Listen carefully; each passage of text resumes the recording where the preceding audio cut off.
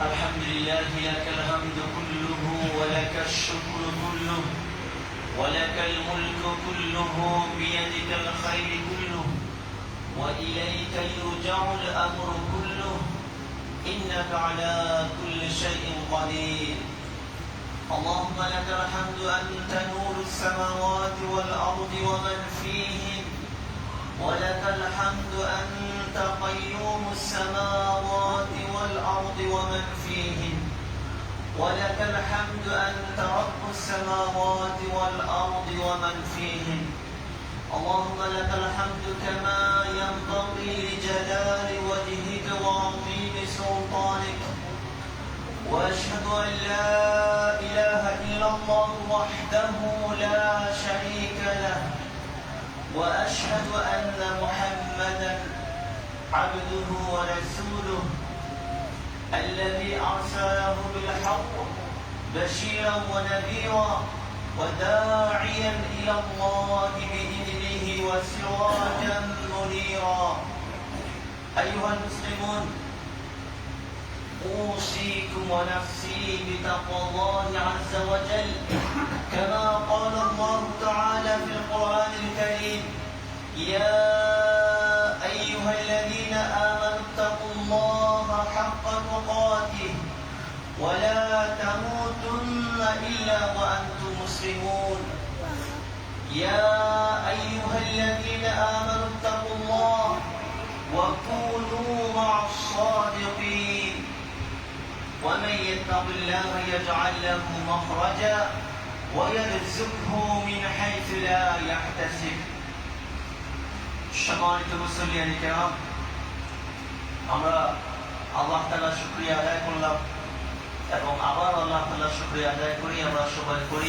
আলহামদুলিল্লাহ যে আল্লাহ সুবহানাহু ওয়া তাআলা আমাদেরকে আজকে পবিত্র জুমার দিনে পবিত্র মাসে আল্লাহ তাআলার ঘরে আসার সালাত আদায় করার তৌফিক দিয়েছেন এই জন্য আমরা শুকরিয়া আদায় করলাম সম্মানিত উপস্থিতি প্রচন্ড গরম আমরা সবাই গরমে ক্লান্ত এবং আজকে বার্সেলোনার তাপমাত্রা হচ্ছে 32 ডিগ্রি সেলসিয়াস আমরা যদি একটু চিন্তা করি যে এই 32 টেম্পারেচার যেটা আমাদের জন্য সহ্য করা অনেক কষ্টকর হয়ে গেছে তো পৃথিবীর অন্যান্য জায়গায় হয়তো তাপমাত্রা এর চেয়ে বেশি হতে পারে বিশেষ করে মধ্যপ্রাচ্যের যে দেশগুলো আছে আপনারা হয়তো জানেন যে এই পর্যন্ত পৃথিবীর ইতিহাসে সবচেয়ে বেশি টেম্পারেচার রেকর্ড করা হয়েছিল 1913 সালে আমেরিকার ক্যালিফোর্নিয়াতে 56 ডিগ্রি সেলসিয়াস এই পর্যন্ত এটাই হচ্ছে এই দুনিয়াতে হাইয়েস্ট অত্যাধুনিক টেকনোলজি ব্যবহার করে 56 ডিগ্রি এর যে বেশি টেম্পারেচার আর কোথাও রেকর্ড করা হয় নাই এবং স্পেনে সবচেয়ে বেশি টেম্পারেচার রেকর্ড করা হয়েছিল 2021 সালে 47 ডিগ্রি সেটা হচ্ছে কর্ডোবাতে এখন আমরা যদি একটু চিন্তা করি যে 32 ডিগ্রি টেম্পারেচার এই টেম্পারেচার আমরা সহ্য করতে পারি না যদি আল্লাহ তাআলা আমাদেরকে দয়া না করে জান্নাত দান না করে জাহান্নামে যদি আল্লাহ আমাদেরকে দিয়ে দেন তাহলে জাহান্নামের উত্তাপ যে আগুন দিয়ে আল্লাহ শাস্তি দিবেন সে আগুনের টেম্পারেচার কত এটা কোনো মানুষ কখনো কল্পনা করতে পারে না যে এই আগুনের তাপ কত হবে আল্লাহ রাসূল সাল্লাল্লাহু আলাইহি ওয়াসাল্লাম একটি হাদিসে বলছেন আমাদেরকে জানিয়ে দিচ্ছে যে দুনিয়াতে যে এত গরম পড়ে এত তাপদাহ প্রচন্ড গরম আমার যখন উইন্টার আসে মাঝে মধ্যে প্রচন্ড শীত হয় এর কারণটা কি এই সম্পর্কে আল্লাহ রাসূল সাল্লাল্লাহু আলাইহি ওয়াসাল্লাম একটি হাদিসে আমাদেরকে জানিয়ে দিচ্ছেন যে হাদিসটি হযরত আবু হুরায়রা রাদিয়াল্লাহু আনহু বর্ণনা করেছেন তিনি বলেন আল্লাহ রাসূল সাল্লাল্লাহু আলাইহি ওয়াসাল্লাম বলেছেন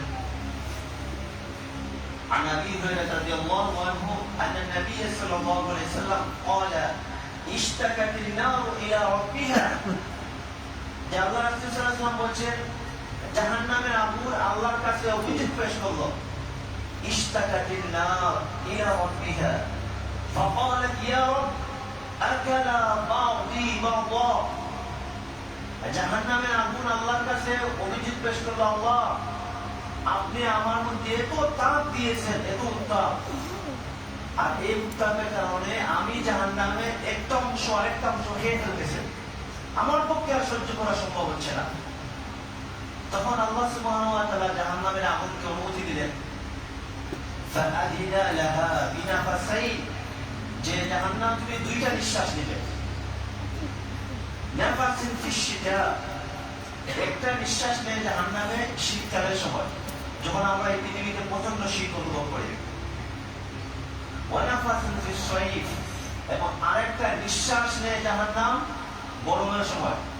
আমরা যেমন এই তীব্র প্রচন্ড গরম অনুভব করি, আল্লাহ রাসূল সাল্লাল্লাহু আলাইহি ওয়াসাল্লাম বললেন, ফাহুয়া আশাদ্দু মা তাজিদুনা মিনাল হার, তোমরা যে পৃথিবীতে প্রচন্ড গরম অনুভব করো, এইটা হচ্ছে জাহান্নামের একটা নিঃশ্বাস। ওয়া আশাদ্দু মা তাজিদুনা মিনাজ জামহারির, আর জাহান্নামে যখন আরেকটা নিঃশ্বাস নেয়, তখন আমরা শীতের দিনে প্রচন্ড ঠান্ডা অনুভব করি। সম্মানিত ভাইরা, এই প্রচন্ড গরম আমাদেরকে শিক্ষা দেয় আমরা কিভাবে আমাদের অনন্ত জায়গা, যেখানে আমাদের সারা জীবন থাকতে হবে, এই জায়গাটা আমরা আমাদের জন্য আরামদায়ক হবে কিভাবে। অর্থাৎ জান্নাতে যদি আমরা যেতে না পারি, তাহলে তো জাহান্নাম ছাড়া কোনো উপায় নাই।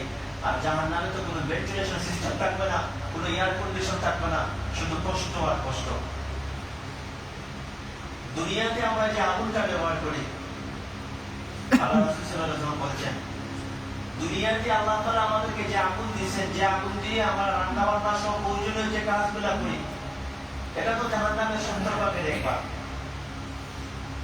সহিহ বুখারী হাদিস, আল্লাহ রাসূল সাল্লাল্লাহু আলাইহি ওয়াসাল্লাম বলেছেন, নারুকুম হাযিহি আল্লাতী ইউকিদু বানু আদম জুজউম মিন 70 জুজআন মিন নার জাহান্নাম, দুনিয়াতে তোমরা যে আগুন ব্যবহার করো, যে আগুন থেকে আমরা উপকৃত হই, এটা তো জাহান্নামের 70 ভাগের মাত্র 1 ভাগ।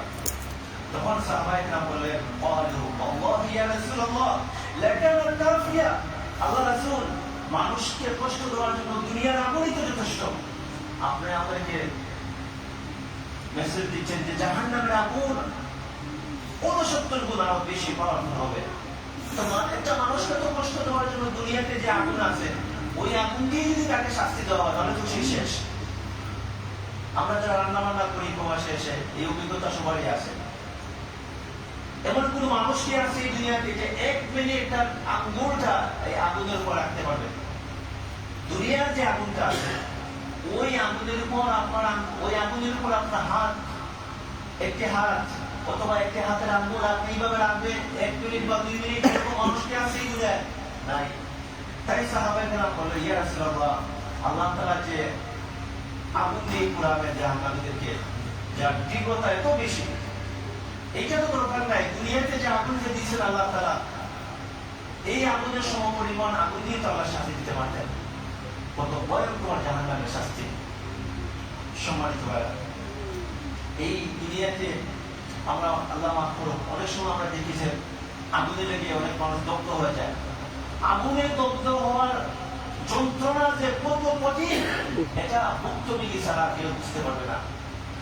আপনারা যদি মেডিকেলে 12 মিনিটে যান, তাহলে দেখবেন সেখানে মানুষগুলা কিভাবে আত্মচিৎকার করছে। আগুনে পোড়া মানুষ কত কষ্ট করে।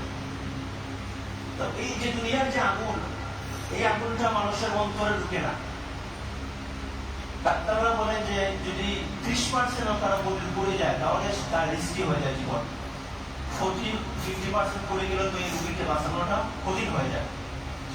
আল্লাহ তাআলা জাহান্নামীদের যে আগুন দিয়ে শাস্তি দিবেন, সে আগুন সম্পর্কে আল্লাহ তাআলা কোরআনে বলেছেন, ওয়ামা আদরাকা মাল হুতামা, আপনি কি জানেন হুতামা কি? কিসে জানাবে আপনাকে হুতামা কি? আল্লাহ রাসূল সাল্লাল্লাহু আলাইহি ওয়াসাল্লামের মাধ্যমে গোটা মানব জাতিকে সে মেসেজ দিচ্ছেন আল্লাহ তাআলা, যে হুতামা নামক একটা জাহান্নাম আছে, যে জাহান্নামে আগুন দিয়ে শাস্তি দেওয়া হবে। ওয়ামা আদরাকা মাল হুতামা, আপনি কি জানেন সে হুতামা কি? আল্লাহ তাআলা আবার জবাব দিচ্ছেন, নারুল্লাহিল মুকাদা, সেটা হচ্ছে আল্লাহর প্রজ্বলিত একটা আগুন। আল্লাহর প্রজ্বলিত একটা আগুন। আল্লাতী তাত্তালিউ আলাল আফইদা, এটা এমন একটা আগুন যে আগুন মানুষের কলিজায় গিয়ে লাগবে। এটাই বলছিলাম যে দুনিয়ার আগুন মানুষের কলিজায় লাগতে হয় না, শরীরের চামড়া পুড়ে গেলেই মানুষ যন্ত্রণায় অসীম যন্ত্রণা ভোগ করে মানুষ মারা যায়। কিন্তু জাহান্নামের আগুন এমন একটা আগুন যে আগুন মানুষের কলিজায় গিয়ে গ্রাস করবে।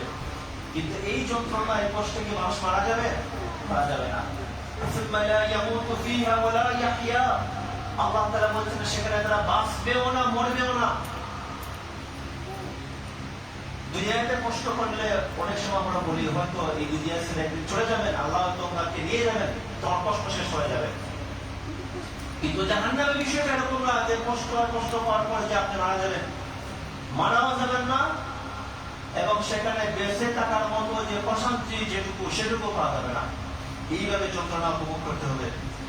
এছাড়া আল্লাহ তাআলা পবিত্র কোরআনে সূরা মুদাসসিরে আবার বলেছেন সাউসলিহি সাকর, আমরা এটাকে নিক্ষেপ করব সাকর নামক জাহান্নামে। ওয়া মা আদরাকা মা সাকর, আপনি কি জানেন কি সাকর কি?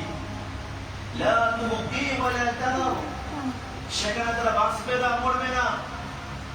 লাওয়াহাতুল লিল বাশার, বরং জাহান্নামের আগুনের এত তাপ থাকবে, জাহান্নামের আগুনের এই তাপের কারণে তাদের শরীরের পুরো চামড়া খসে পড়বে বডি থেকে। এইভাবে জাহান্নামীদেরকে কষ্ট দেওয়া হবে। সম্মানিত মুসলিমেরা, আমি যেই বিষয়টা আজকে আপনাদের সামনে বলতে চাচ্ছিলাম, এটা আমার জন্য এবং আপনাদের জন্য, গোটা মুসলিম উম্মার জন্য, এই প্রচন্ড গরম থেকে যেন আমরা শিক্ষা নেই। দুনিয়ার গরম এটা কিচ্ছু না। জাহান্নামের যে তাপমাত্রা, জাহান্নামের যে অধিক গরম, যেটা পরিমাপ করার কোনো যন্ত্র নাই, সেই জাহান্নামের আগুন থেকে বাঁচার জন্য আমাদেরকে আল্লাহর দিকে ফিরে আসতে হবে, আল্লাহর আনুগত্য করতে হবে। রাসূল সাল্লাল্লাহু আলাইহি ওয়াসাল্লামের দেখানো যে রাস্তা, সেই রাস্তায় আমাদেরকে চলতে হবে।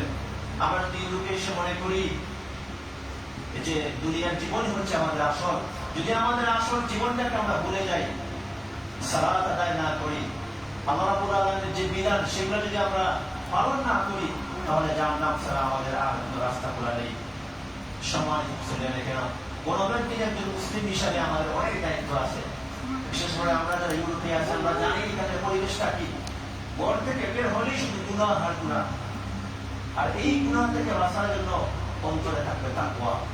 আল্লাহর ভয় যদি থাকে, এটা বলছি না যে আপনি ট্রান্সফরমাসে বাসায় বসে থাকবেন, 24 ঘন্টা শুয়ে থাকবেন। কাজ করতে হবে বাঁচতে হলে, হালাল জীবিকা অন্বেষণ করাটা ফরজ। কিন্তু ঘর থেকে বের হলে আপনার মাথা রাখতে হবে, আমার চোখ দ্বারা যেন, আমার জবান দ্বারা যেন কোনো পাপ না হয়। এই বিষয়টা আমাদের সবার লক্ষ্য করা উচিত। বিশেষ করে পর্দার যে বিষয়টা আছে, আমাদের মাথায় রাখতে হবে। অন্তরে যদি তাকওয়া থাকে, আল্লাহ তাআলা আপনাকে ইনশাআল্লাহ এই সমস্ত গুনাহ থেকে হেফাজত করবেন।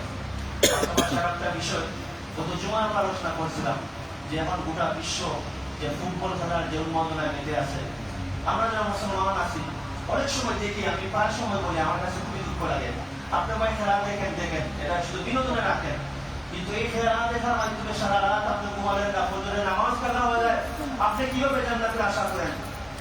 আপনি ফুটবল প্রেমিক হয়ে আপনি নিজেও ফুটবলের জার্সি পরেন, আপনার ছেলেকেও পড়ান, এটা বড় একটা এফেক্ট আছে।